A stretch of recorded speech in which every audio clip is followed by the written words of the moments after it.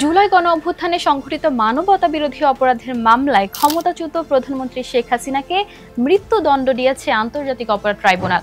এই রায়ের পর নতুন করে আলোচনা এসেছে শেখ হাসিনার নামে থাকা আরও শত শত মামলা। তথ্য বলছে এখনো তার বিরুদ্ধে রয়েছে ৬৬৩টি মামলা, এর মধ্যে ১১৭টি হয়েছে হত্যা মামলা।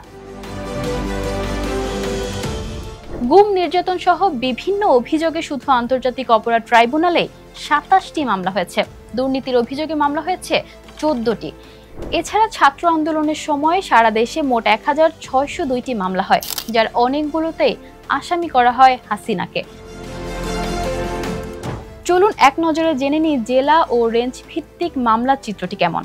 ঢাকা রেঞ্জে মামলা হয়েছে ১৫৬টি, চট্টগ্রাম রেঞ্জে হয়েছে ৪টি, খুলনা রেঞ্জে ৩টি, রাজশাহী রেঞ্জে হয়েছে ১৪টি এবং রংপুর রেঞ্জে ৬টি এবং সর্বশেষ বরিশাল রেঞ্জে হয়েছে একটি মাত্র মামলা।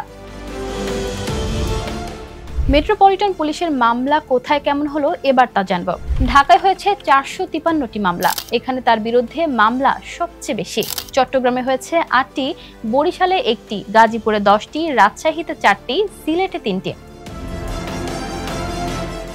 আন্তর্জাতিক অপরাধ ট্রাইব্যুনালের প্রসিকিউটর গাজী মনোয়ার হোসেন তামিম জানাচ্ছেন, হাসিনা বর্তমানে ভারতে অবস্থান করছেন এবং বাংলাদেশ ইতিমধ্যে ইন্টারপোলের কাছে রেড নোটিশের আবেদন পাঠিয়েছে।